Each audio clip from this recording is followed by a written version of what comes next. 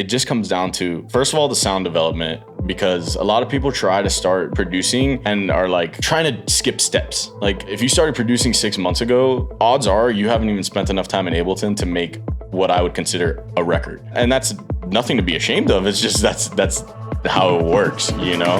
Ever wonder how top DJs actually built their careers? I had to do 15 years of hard work to get any of the recognition that I wanted. Where I saw a turning point in my career is when I became true to myself. From marketing and mindset to networking and negotiation, I'm giving you the tools you need to build a lasting career in dance music. Give them bits of you and your everyday life. You have to change the way you view the word no. Like me, I'm encouraged by it. Join me, Olivia Mancuso, and industry leaders as we reveal what it really takes to turn your passion into profit. This is Elevated Frequencies.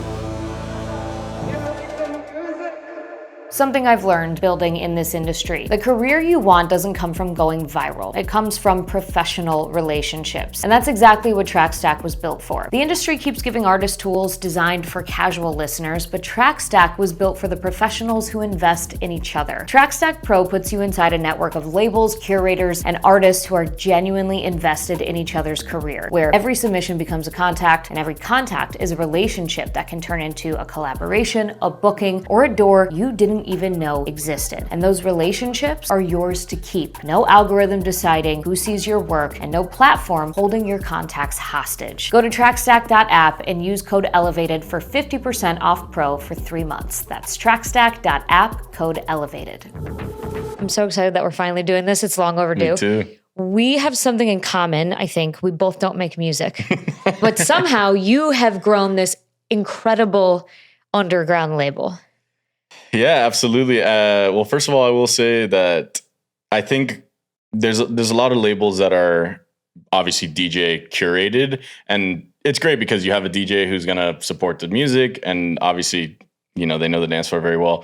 But I think there is some beauty in like someone who's a little bit more detached from like the actual like the day to day. Like I'm not a touring DJ, you know what I mean? Yep. Obviously, but it's more so it's just like kind of trying to shift the culture with like just in a natural way where it's like, this is what we're championing and this is what we believe in, you know what I mean? And it's, there's like no biases attached to it. It's really just like, this is like this is what we see our sound as, you know? Yeah. And, it's been incredible. It's been a passion and definitely, you know, obviously I respect everyone who's in the industry, whether it's DJs, not DJs.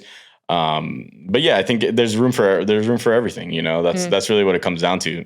The DJ curated labels, great. They deserve their limelight too, you know, but I think it's like a lot of people when we were first starting are kind of like in that gatekeeping like space where it's like, oh, well, who are you? Who are this or that? And it's like, it honestly doesn't matter as long as we got the sauce, right? Yeah, and you're committed to the culture, which exactly. That's what I think we need to establish. So the origins of Pink came from the dance floor at Space, right? Yes, absolutely. All right. Walk me through what was like day one. It's you as a fan. So yeah, really, honestly, for me, most of my life, I had been kind of like, I've always been a music lover.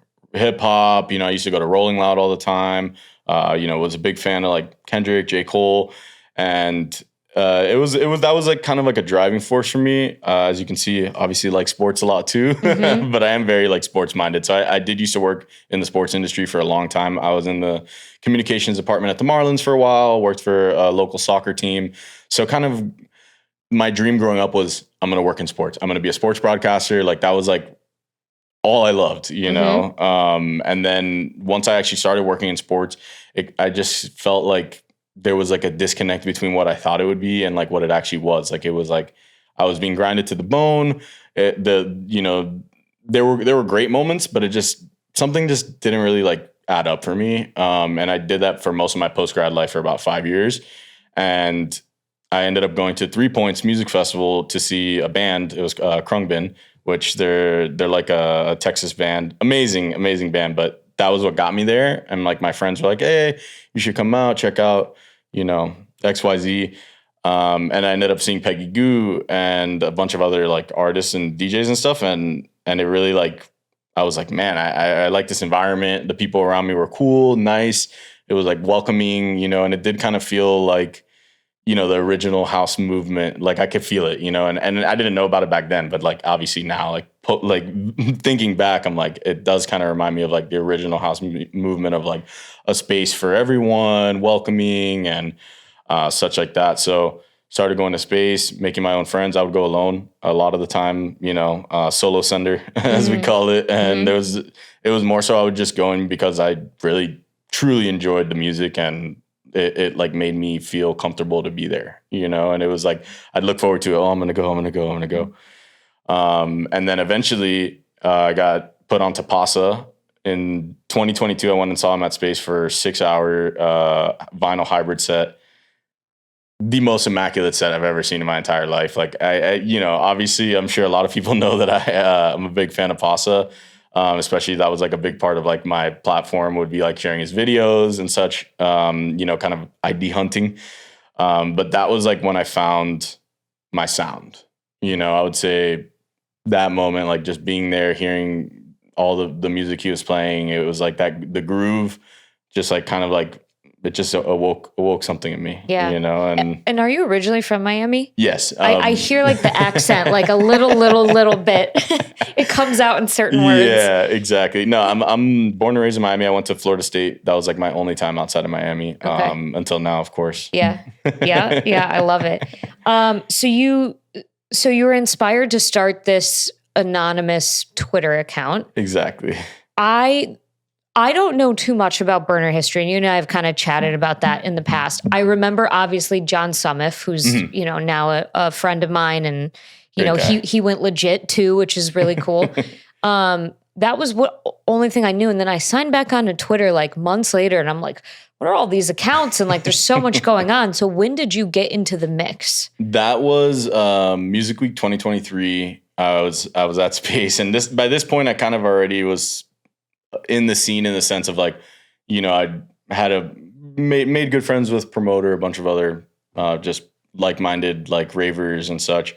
And I was always like a part of like social or, you know, like house Twitter, I guess you would call it, from a distance. But like I had my job, you know, with a soccer team, have my family and stuff. And, you know, obviously my family supports everything I do, but it was like at that time I felt like I just couldn't be myself on my regular account, you know? And obviously like the burner culture is a little murky. I personally don't condone like behavior of like, oh, like hiding behind like a faceless account. Like at the end of the day, someone's going to know who you are. So yeah, but it's more so just like the anonymity was what like allowed me to just like be in the space is really it.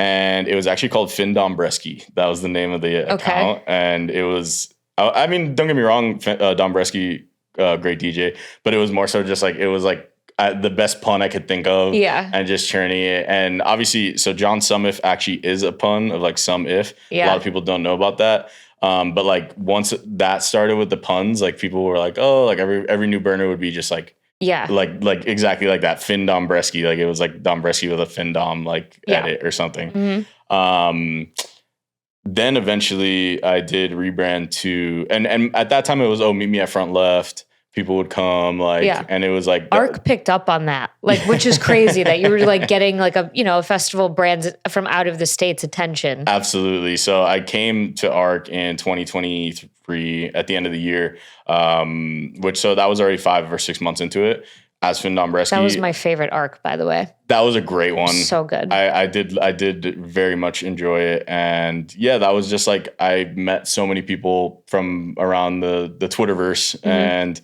it was kind of like, so we would do this meetup and it was Friday, the first day back then it was the Hands, the big silver Hands.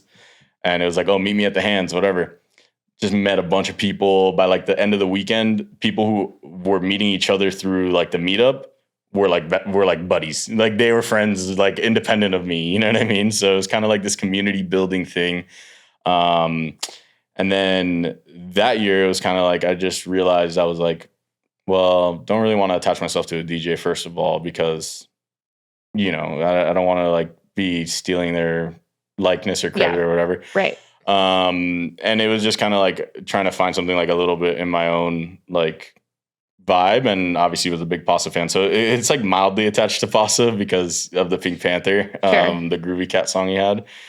But yeah, so basically rebranded to the Panther, and things just exploded, like actually, like overnight. So I'm like trying to figure out how you got from 0 to 1, because now you're running this label, this event series. It's an entire company. What were you doing different that you knew, wait, I can take this Pink brand offline? So I think it was the fact that my energy was attracting certain individuals, like artists that were up and comers. And for example, so I also manage artists under Sorted, and all of those artists were essentially SoundCloud DJs at the time. You know, I mean, they played their local shows or whatever it was. And right around then, it was actually, that was what inspired me to change the account. Carlos from Slam DM'd me and said, hey, I make PAWSA sounds. At the time, he had like 150 followers. At the time, I had 400 followers. So it was like this like weird thing where like, yeah, I only had 400 followers, but the scale of it was so big in the sense of like the posts would go so far. Yeah, you know? I do remember that. And the culture would go far. Once I rebranded was when it went from like 400 to like 2.5. And at that same time, it was like, okay, now I actually met Carlos from Slam. I actually met Marte, who's another artist who, you know, she's a big part of the scene in Miami. And it was kind of like this perfect storm, like where all of a sudden, like everything just fell into place. They're all trying to create their artistry and turn themselves from, they all had their talent. It was very obvious, but no one was willing to give them a chance. No, none of their dream labels were willing to give it that extra listen. None of the, you know, they'd get some support.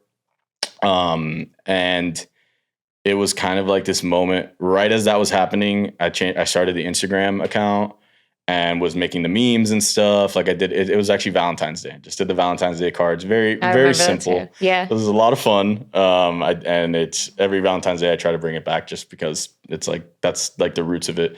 Cause like the Twitter community is very strong, but once like starting to make waves on Instagram is when it was like actually making waves in the industry. You know what I mean? Like people are sharing it like crazy. Yeah. Same type of effect was happening. And you have like more business professionals on there. It's more of like a resume or a portfolio. Yeah. Then Twitter is kind of more chaotic, obviously. Exactly. Like it's like I would describe it as like Twitter's like posting. And through and through. I mean, obviously there's some good stuff there, but there's also a lot of bad stuff there. You know, yeah, I haven't been on it in probably since January. I just can't manage another platform. That's the thing. There's just too many. And also, it's not the right place for me. But so, okay, so I love what you said about like, I had 400 followers. He had 150 followers, but we decided to build together. And I want to use them as a case study. I want to get to that in a little bit and kind of like learn the step-by-step of how you've helped build an artist. But back to like, let's talk about the brand still. I just went to a Pink show in New York, which was like divine timing because I mean, I've loved Marco Strauss for years, but I was at a Desert Hearts party at Music Week and Mikey was playing a lot of Marco Strauss. I'm like, I need to see him. And then I saw he was going to be in New York at the same time and it was amazing. And I brought my cousin she loves house music, but she's not in the scene. Okay. She goes like with me if I'm going out, but doesn't seek it out on her own. Yeah. She had the best time, by the way. I'm glad. As soon as we get there, someone's putting, Pink Panther stickers on us. There's all this merch. Like you can just really see that there's like all these through lines in your community. Do you kind of like just go with your gut on what makes sense for the brand, or is it intentional? Like, oh, we should do stickers. We should do this kind of merch. I think it's a mixture. I would say it's a mixture of like flying by the seat of your pants, Yeah, for sure. Our first party, and it is kind of poetic because tonight is our 2-year anniversary of our first party. Our first party was at Negroni, which is a cool little like Tuesday night show in Miami. it's a sushi bar. Like there's no beating around the bush. It's a sushi bar with a very small dance floor. And Slug was actually our headliner. This was like during like Space's like closure for the summer. So it was kind of like also divine timing in there where it was like everyone was kind of dispersed around the city looking for things to do right as we were starting. But yeah, so the stickers were actually a surprise given to me by my partners on the first day. And so we had these big, they were like almost like obnoxiously big stickers, like this big, all on a big roll. Yeah. Like they weren't great quality, but it was just like, we just gave them out to everyone and everyone loved them. Yeah. We ended up downsizing to like the regular logo sized ones. And it really did kind of, explode in the sense of like we'd go to a show and just hand them out, and like before you know it, everyone's just covered in stickers. And it wasn't even like our show. And I had someone at a show in New York be like, "Oh, when are you coming back and doing another show?" And I was like, "What do you mean? Yeah. That wasn't my show." That's awesome. That's how you know like that like you have some serious traction. When like people start Nervous Records. That's a Nervous Records. Yeah. What the hell is that called? Coaster. That was how their label got so big. People started bootlegging their logo who didn't even know who they were. And they were finding bootlegs in Europe when the label hadn't even made it to Europe yet. So I see a lot of similarities. One of the biggest pillars of my brand, my show, Nexus, is book yourself. Like if no 100%. One's booking you, book yourself. But people think that, it's going to cost a fortune. I don't know how to do blah, blah, blah. You seized an opportunity during a time where space was shut down, which is brilliant. I mean, I'm sure half of it was just like, oh my God, look at this amazing coincidence. But you seized that moment. You probably don't remember the exact numbers, but I can't imagine it was that expensive to throw your first event. It wasn't. Yeah, I would say, it ended up working out in the sense of like what we put up, we ended up like doubling, or you know what I mean? Like it was just like, we believed in the movement and we had like enough of a community backing. We felt obviously the timing was definitely divine, but it was also in no way was it like, oh, we planned our show and then space closed. It was like, once it closed was like, we were like, hey, we have this opportunity. We can't squander this. We have to make sure that this party gets off. And I think it was 2 weeks after the closing. That is what it kills so many careers before they even have a chance to start. They don't seize opportunities like that. Just got to take it, you know? And they make a laundry list of excuses why not. Like, but we don't have this, that. Exactly. It's like you don't have to be perfect the first time you do an event, you know? At all. And I mean, we did collaborate with another local, it was Forest Fires, and they're still active in Miami. They have shows at Jolene and such. They had booked Slam as Mama Back-to-Back Monty at the time, a while back, and basically it was our first show. We had the venue, we had Negroni, we did have the connection through my partner to get that done. But it was kind of like, hey, it's our first show. I know that these are cool people. They're our friends. Why don't we get together and do it? We split the cost, and we came up with a budget, and it ended up being Slug, Marte, which we billed her as Evil Marte because she used to do only underground Miami sound, and then it was like time to do like minimal. And then their resident, Ale Acosta, who's also an owner of Forest Fires. And so basically from there, it was like, let's try it. Why not? We think we have something. Negroni is not this big bad wolf. Like I think the cap was 200. Yeah. We're like, let's do it. It was a huge success. Like everyone had an amazing time. We had industry people out. We were like, what? Yeah. And they're all like, oh yeah, we heard about you guys. And I'm just like, okay. I hope the people listening like take that as their sign if they've been thinking about doing their own event to just do it. Like take a stab at it.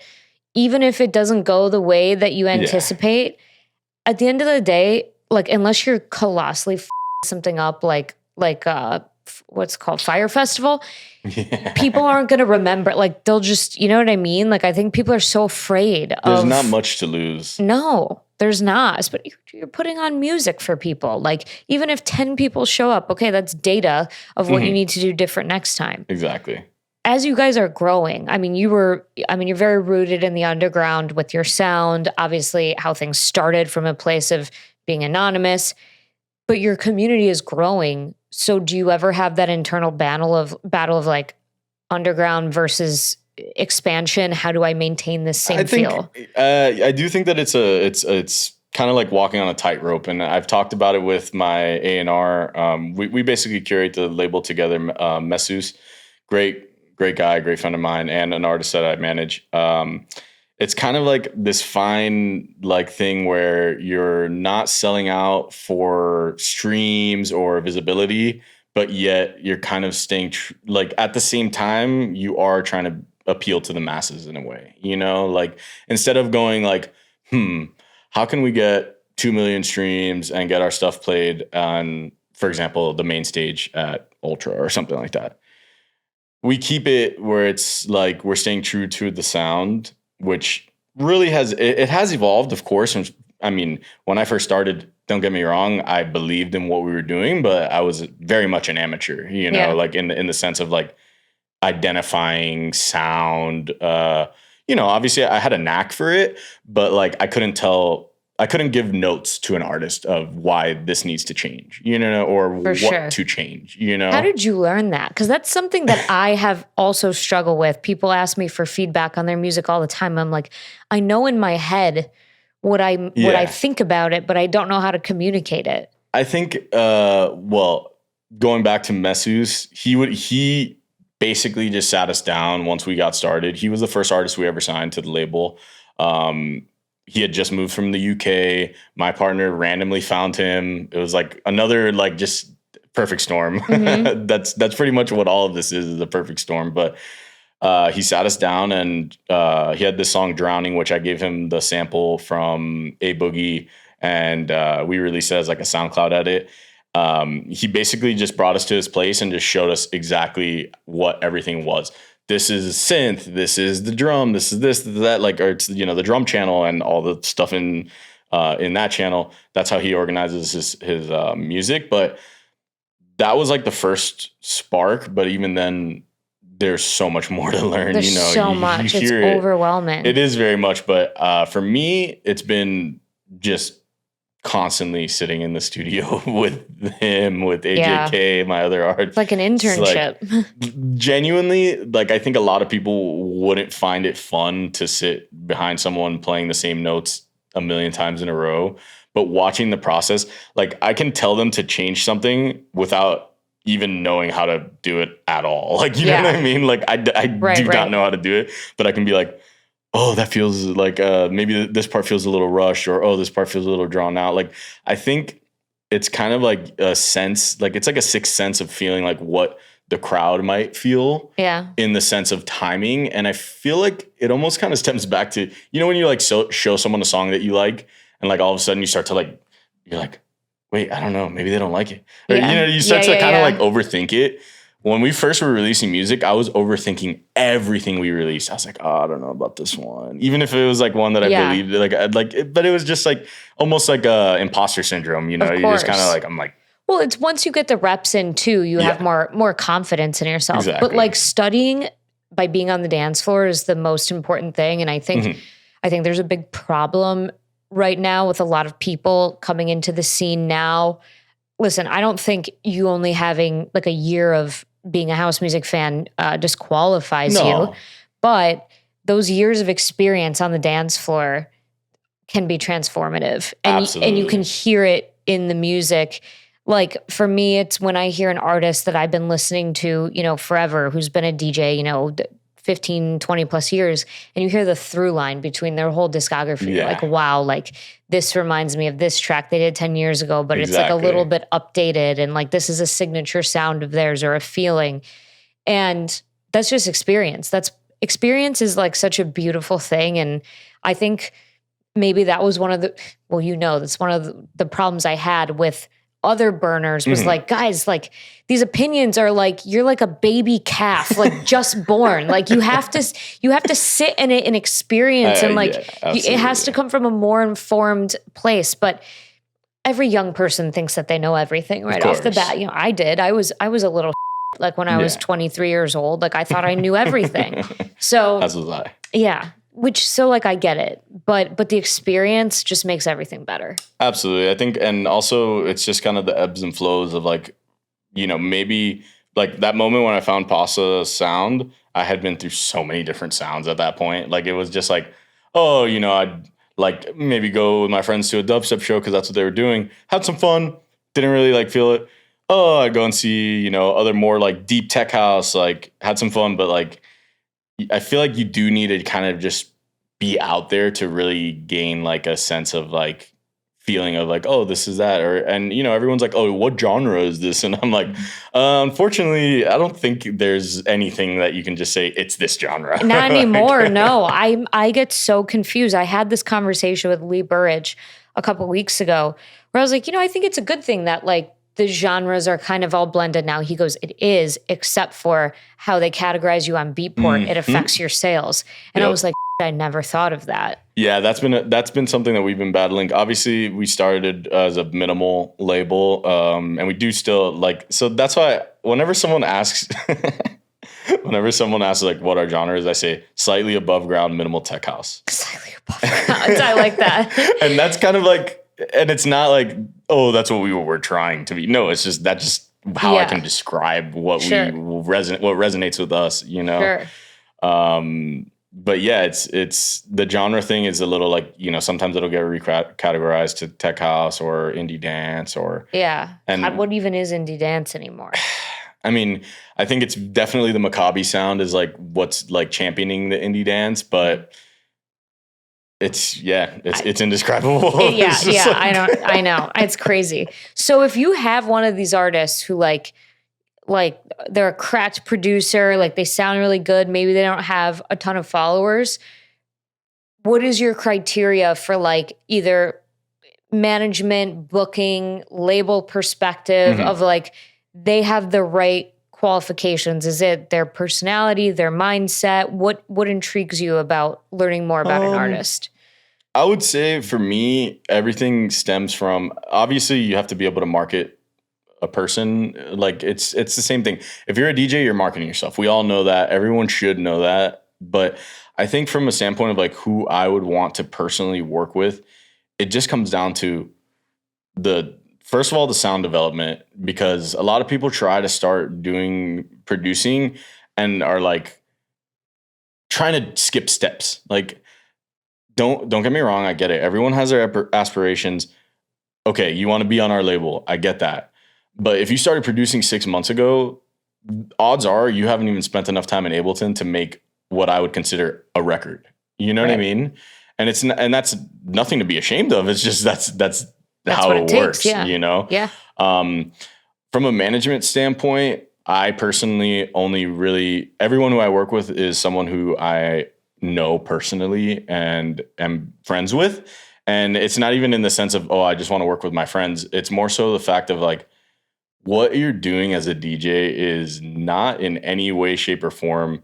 Is it easy? Is it normal? Is it like, there's so many like it's a roller coaster. In other words, there's so many things along the way. There's people pulling you in a million directions, whether it's girls asking or guys asking, like people asking you for things nonstop. It's kind of like, so I don't feel like I can manage an artist who I don't at least have some rapport with, like it just doesn't work. That's like, so a lot of people will be like, hey, like, how does someone get on Sorted Artists? And I'm like, I've never even spoken to the person. How am I supposed to like? Yeah, right. It's all about relationships. Exactly. I mean, every single person who comes on this show talks about the importance of that. And like you said, a lot of people want to skip steps. Yeah. And it's just like, I as an artist wouldn't want a manager I didn't have rapport with. No.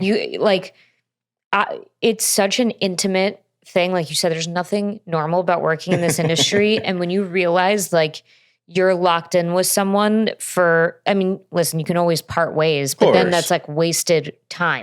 Yeah. So and like energy. you as an artist really want to make sure that the fit is right for you as well. Exactly. So let's talk about Slam as a case study. Miami and Chicago, right? They're from here originally. So from Miami originally, when we met, they were based in Chicago for years, and then they're pretty much back and forth. But it seems like now sticking around in Miami for a little bit. Got it. But which is funny because obviously I'm from Miami, just moved to Chicago. I feel like these two cities have like the biggest connection of like sonically setting the tone for a lot of the country, you know? So absolutely. Well, I'm glad you say that because Chicago doesn't get the respect it deserves, which is bananas. You know how it is. I mean, don't get me wrong. There's a lot of great cities. I think even some of the like B markets have some really, really vibrant scenes. But for me, I guess it's always going to be different for everyone. Yeah. But as far as like what you can actually see with the venues, party series, everything that comes with it, like I feel like it's most in line with like the actual like sound and yeah. Because at the end of the day, it is a business. Of course, every venue is going to want to do what's best for sales, and that's just the nature of owning a business. No, 100%. So what would you say, like, if you could pick one thing since you started working with them, what has been your most impressive stat, something that's like tangible growth that you've been able to track? I would just say it goes back to kind of what I was saying, the sound development and the absolute devotion to this. Like that. So when we first started, they were very strong producers, in my opinion, you know. But if you go and listen to like their first release versus now, it's like it is night and day, you know. I mean, it's the nature of any starter, you know. So when we first met, it was to Mama and Mati.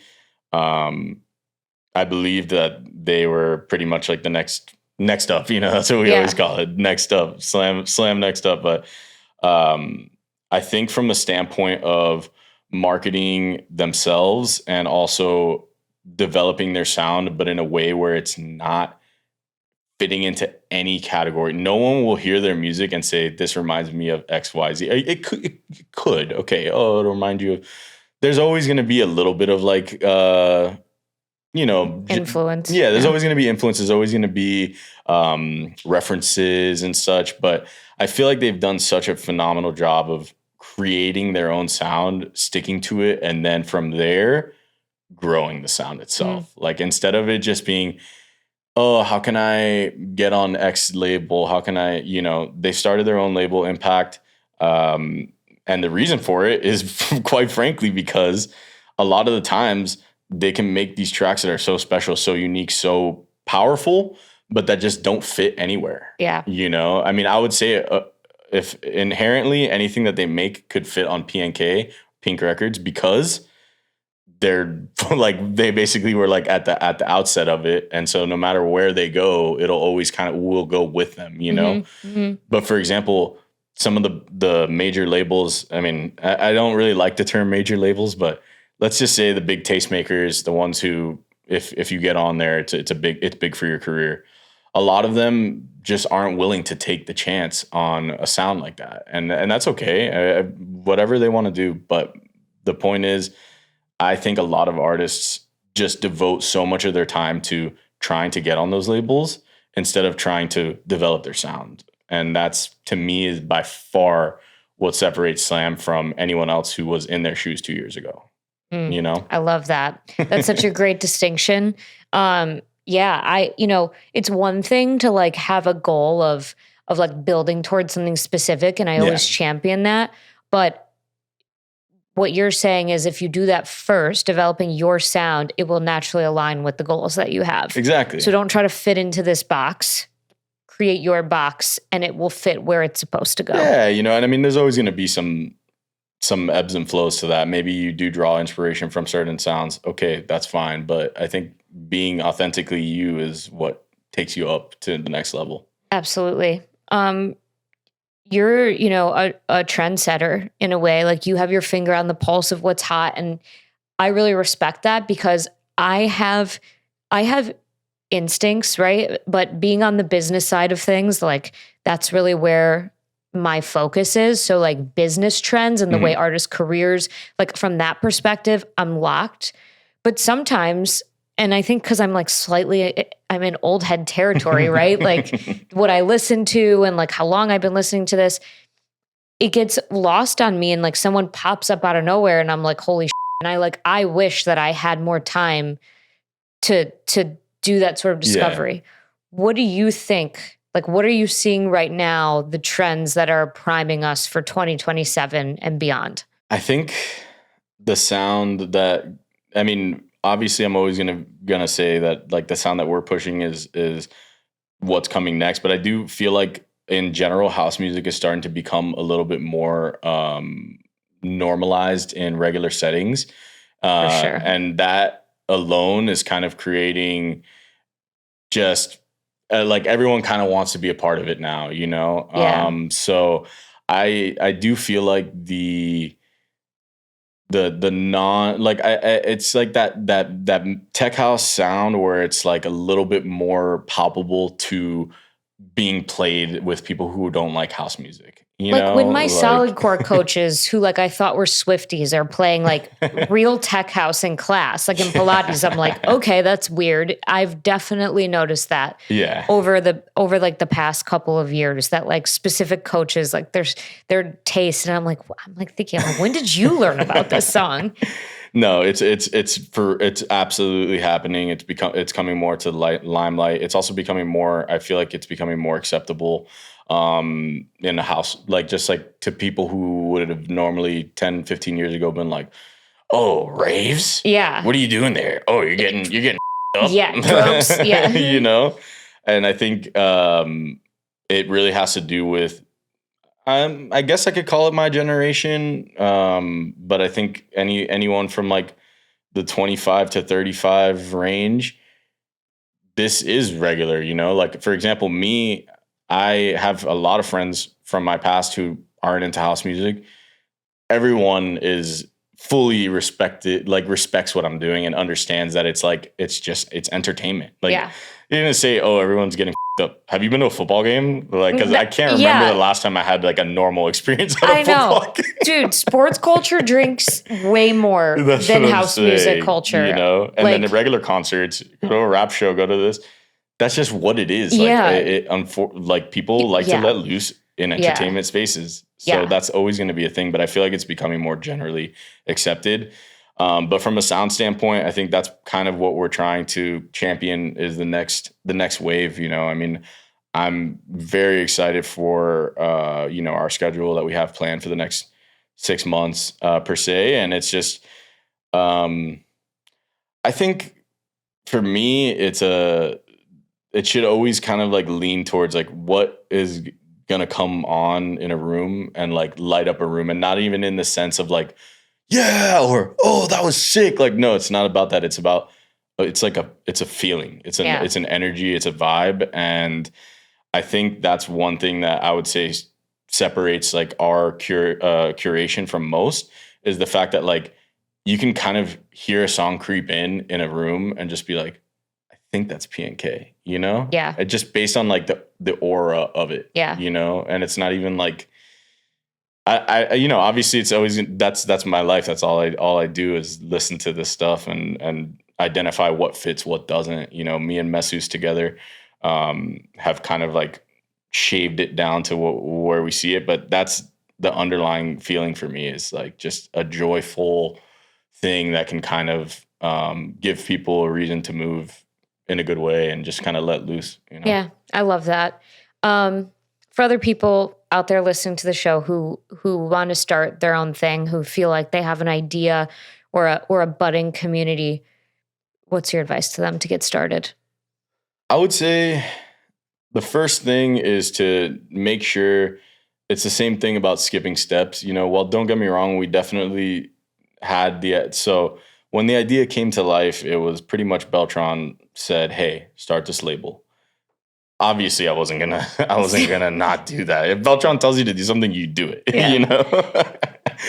But the whole point is like we seized the opportunity, and I feel like a lot of people make the mistake of doing it too soon, and not even in the sense of like I'm not trying to discourage people from doing it. I'm saying more so make sure that you have everything ready to go for it, you know?